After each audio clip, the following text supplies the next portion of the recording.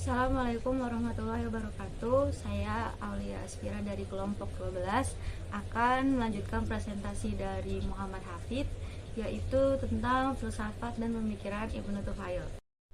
Ibnu Tufail berpendapat bahwa akal dapat membimbing manusia dari alam kegelapan singkat demi sesingkat menuju kepada cahaya yang bersifat hakiki. Akan tetapi pendapat Ibnu Tufail itu berbeda dengan Ibnu Bajjah yang memandang tasawuf dapat menuntut manusia untuk mencapai kebenaran yang hakiki. Lalu Ibnu Tufail sendiri membagi perkembangan alam pikiran menuju hakikat kebenaran itu ke dalam 6 bagian. Yang pertama yaitu dengan cara Ibnu Hayyan Biyaqzan, yaitu dengan kekuatan akalnya sendiri, memperhatikan perkembangan alam makhluk ini, bahwa tiap-tiap kejadian mesti ada yang menyebabkannya. Lalu yang kedua adalah dengan cara pemikiran Hayy bin Yaqzan terhadap teraturnya peredaran benda-benda besar di langit seperti matahari, bulan, dan yang ketiga adalah dengan memikirkan bahwa puncak kebahagiaan seseorang itu ialah mempersiapkan adanya wajibul wujud yang Maha Esa. Selanjutnya yang keempat, dengan memikirkan bahwa manusia ini adalah sebagian saja dari makhluk hewani, tetapi dijadikan tuanan untuk kepentingan-kepentingan yang lebih tinggi dan utama daripada hewan.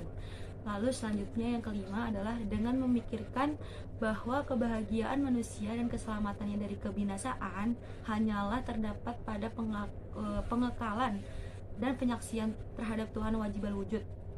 Selanjutnya yang keenam, mengakui bahwa manusia dan makhluk hidup adalah fana dan semua kembali kepada Tuhan. Lalu selanjutnya ada inti pemikiran filsafat Ibnu Tufail. Yang pertama adalah metafisika atau ketuhanan. Seperti pada filsuf sebelumnya, Ibnu Tufail memulai filsafat dengan filsafat ketuhanan.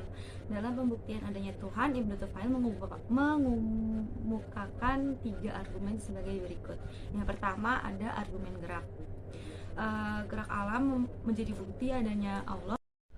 Gerak alam menjadi bukti adanya Allah bagi orang-orang yang meyakini alam maupun bagi orang yang meyakini alam takdim. Bagi orang yang meyakini alam itu baru gerakan alam berarti ketiadaan hingga alam itu ada atau diciptakan.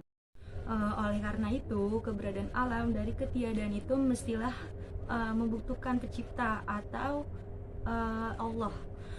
Sementara bagi orang-orang yang mengatakan bahwa alam itu takdim, gerak alam berarti tidak berawal dan tidak berakhir. Karena pada zaman yang tidak mendahuluinya, arti gerak ini tidak didahului oleh diam. Lalu di sini penggerak alam atau Allah sendiri berfungsi mengubah materi dari alam potensial ke aktual, mengubah dari satu bentuk ke bentuk yang lain. Inilah letak keistimewaan argumen gerak Ibnu Tufail, yakni dapat dipahami oleh semua golongan. Lalu poin selanjutnya yaitu argumen materi. Argumen gerak menurut Ibnu Tufail juga digunakan untuk membuktikan adanya Tuhan. Argumen ini didasarkan pada ilmu fisika yang masih ada kolerasinya dengan argumen yang pertama atau al-harokat. Hal ini dikemukakan oleh Ibnu Tufail dalam kelompok pemikiran yang terkait satu sama lain, yaitu segala yang ada atau yang tersusun dari materi dan bentuk, dan setiap materi itu membutuhkan bentuk.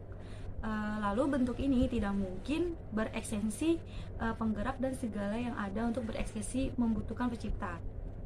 Bagi yang meyakini alam itu takdim, pencipta ini berfungsi mengeksistensikan wujud dari satu bentuk ke bentuk yang lain. Sementara bagi yang meyakini alam itu baru, pencipta berfungsi menciptakan dari ketiadaan menjadi yang ada. Pencipta di sini merupakan ilat atau sebab, dan alam merupakan maklul atau akibat. Poin selanjutnya yaitu argumen tentang al-ghoyat dan al-inayat al-ihlayat. Argumen ini sebenarnya itu juga pernah dikemukakan oleh Ibnu Sina. Lalu 3 sebab yang dikemukakan oleh Aristoteles yaitu materi, bentuk, dan pencipta. Ibnu Sina melengkapinya dengan ilat, al-ghaliyat, sebab, tujuan. Menurut Ibnu Tufail, bahwa segala yang ada di dalam alam ini memiliki tujuan tertentu, yaitu merupakan inayah dari Allah Lalu Ibnu Tufail juga berpegang pada argumen ini sesuai dengan Al-Quran. Ia menolak bahwa setiap alam diciptakan secara kebetulan. Lalu alam ini juga menurut Ibnu Tufail sangat rapih dan sangat teratur. Semua planet, begitupun juga jenis hewan atau anggota tubuh pada manusia memiliki tujuan tertentu. Demikian 3 argumen yang dikemukakan oleh Ibnu Tufail. Adapun mengenai zat Allah, Ibnu Tufail sependapat dengan Mu'tazilah, yaitu sifat-sifat Allah yang maha sempurna, tidak berkelainan dengan zat-zatnya. Allah berkuasa itu bukan dengan ilmu dan kuadrat yang dimiliki, melainkan dengan zat Allah itu sendiri. Setelah poin metafisika atau poin ketuhanan, yang kedua adalah fisika. Pada pembahasan sebelumnya telah disinggung mengenai golongan yang mengakui bahwa alam itu baru atau mereka mengakui alam itu qadim. Mengenai alam ini, Ibnu Tufail merupakan penganut keduanya. Ia mempercayai bahwa alam itu baru sekaligus alam itu qadim. Menurut Ibnu Tufail, alam itu qadim karena ia diciptakan sejak azali tanpa didahului zaman. Alam tersebut baru karena ia membutuhkan dan bergantung kepada zat Allah. Lalu Ibnu Tufail mencontohkan ketika seseorang menggenggam suatu benda, kemudian ia gerakan benda tersebut, maka benda itu meski bergerak mengikuti gerak badan atau gerakan tangan orang tersebut. Gerakan benda tersebut tidak terlambat dari berbagai zaman, hanya terlambat dari segi zat. Dengan alam ini, keseluruhan merupakan akibat yang diciptakan Allah tanpa zaman. Lalu yang ketiga ada manusia. Manusia ini terdiri dari 2 unsur, yakni jasad dan ruh atau al-madad al-ruh. Badan tersusun dari unsur-unsur, sedangkan jiwa itu tidak. Jiwa bukanlah jism dan bukanlah pula sesuatu yang ada di dalam jism. Setelah badan hancur dan mengalami kematian, jiwa terlepas dari badan. Dan selanjutnya jiwa yang pernah mengenal Allah yang berada di dalam jasad akan hidup kembali atau kekal.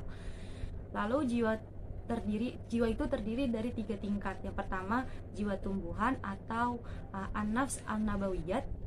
Yang kedua adalah jiwa-jiwa hewan, dan ketiga adalah jiwa-jiwa manusia. Ketika jiwa tersebut merupakan sebuah tingkatan dari yang terendah hingga yang tertinggi, yaitu manusia. Dalam menjabarkan hal ini, Ibnu Tufail kemudian mengelompokkan jiwa hubungan manusia dan Allah ke dalam 3 golongan. Yang pertama, ada jiwa yang sebelum mengalami kematian telah mengenal Allah, yaitu mengagumi kebesaran dan keagungannya. Ia selalu mengingat kepada Allah, maka jiwa ini akan menjadi kekal dalam kebahagiaan. Yang kedua adalah jiwa yang mengenal Allah namun bermaksiat.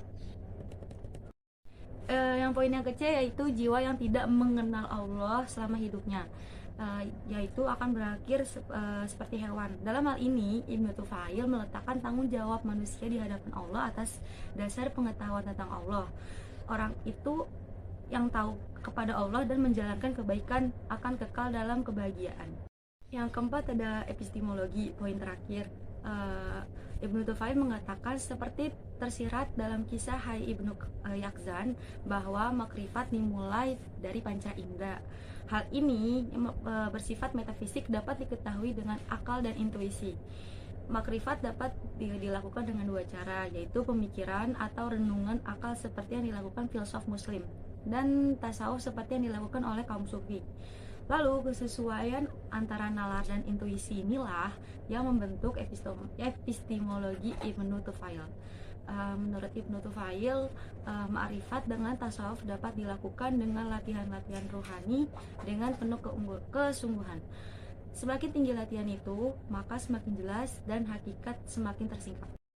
Baiklah, mungkin segitu yang bisa saya sampaikan. Saya meminta maaf apabila terdapat kekurangan. Kurang lebihnya mohon maaf. Wassalamualaikum warahmatullahi wabarakatuh.